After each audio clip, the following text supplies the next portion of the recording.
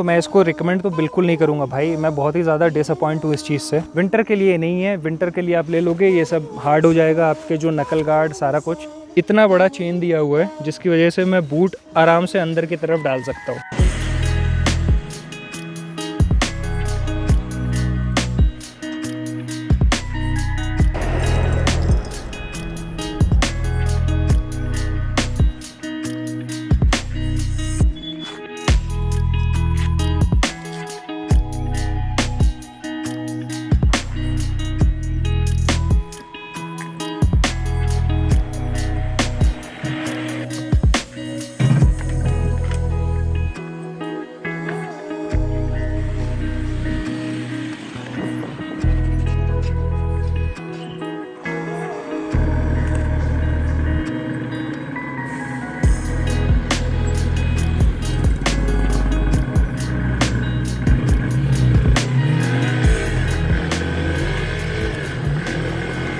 Hey guys, welcome back to the vlog.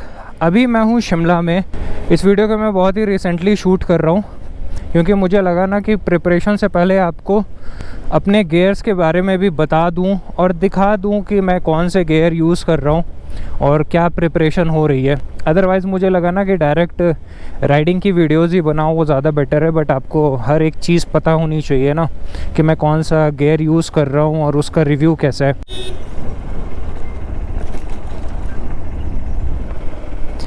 भाई आगे गांव है क्या? आपको कहाँ जाना है? नहीं जाना तो नहीं है, बस ऐसे ही घूम रहा हूँ। गांव है आगे। अच्छा, ऊपर ये रास्ता कहाँ जा रहा है? अच्छा, किसी के घर जा रहा है।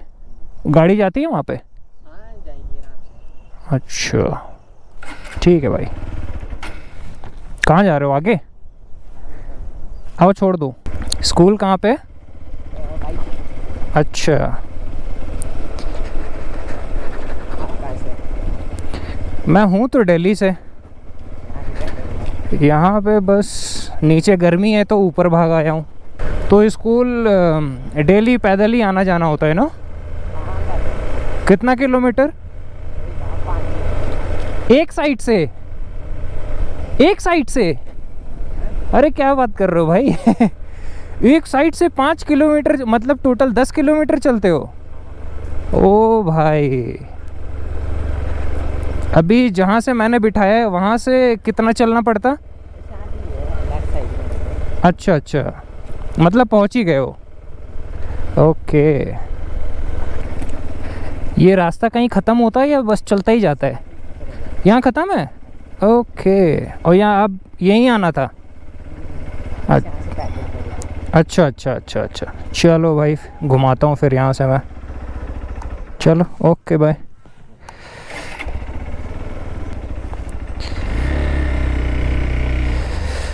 चलो भाई, तो ऊपर ही कोई बढ़िया सा स्पॉट देखते हैं, अब चढ़ाने में मज़ा आएगा।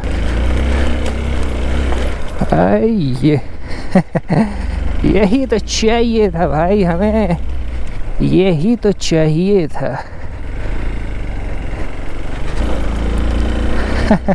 भाई इस रास्ते पे ना मैं अपनी स्कूटी लेकर के आया हूँ और मुझे पता है कि ये रास्ता कितना डिफ़िकल्ट है, बट यहाँ मैं इतने आराम से लेके जा रहा हूँ ना। ये देखो बढ़िया सैडलिंग करते हुए, आय शाबाश। कुछ भी कहो भाई, नंदी अपनी ना है तो ज़बरदस्त।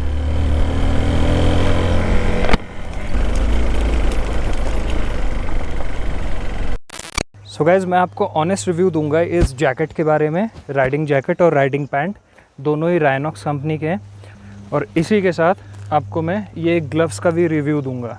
इन दोनों को मैंने 5000 to 6000 किलोमीटर राइड किया है। अब वो राइड करने के बाद का मैं आपको रिव्यू दे रहा हूँ। ये है राइनॉक्स का स्टेल्थ एयर प्रो जैकेट, ये है राइनॉक्स का स्टेल्थ ईवो पैंट।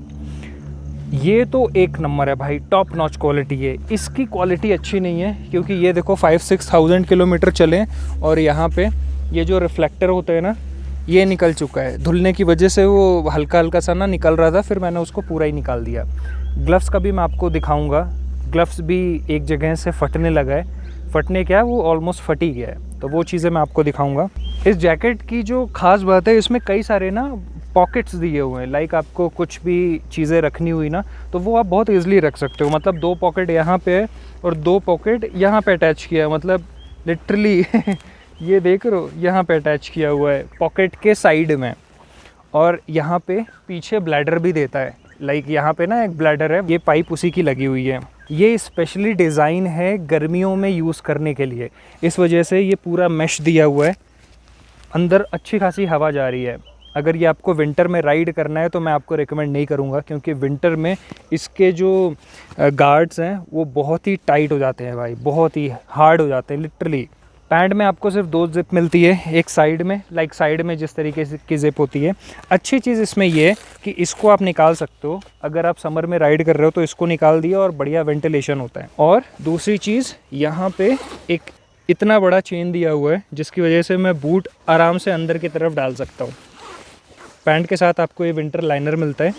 जैकेट में ऐसा नहीं है, जैकेट में आपको कुछ नहीं मिलता है, सब कुछ आपको अलग से ही लेना होगा। ये दिया हुआ है, लाइक स्ट्रैप दिया हुआ है कमर पे, तो उससे थोड़ा सा लुक आपका अच्छा आ रहा होता है। बाकी तो यही है, देख लो। ये है राइनॉक्स का ग्लव्स, जो कि 6000 का पड़ा था।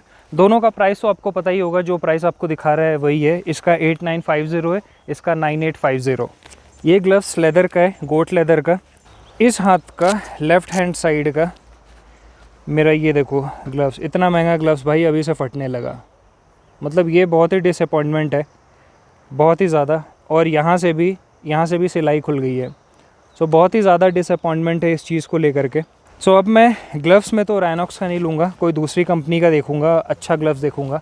मैंने इसमें लिया था क्योंकि मुझे लगा कि सेफ्टी के लिए थोड़ा पैसा ज़्यादा लगा दो तो चलता है, ठीक है, कंजूसी नहीं करना होता है अगर आप सेफ्टी की बात करो तो। चलिए इस वीडियो को कंक्लूड करते हैं।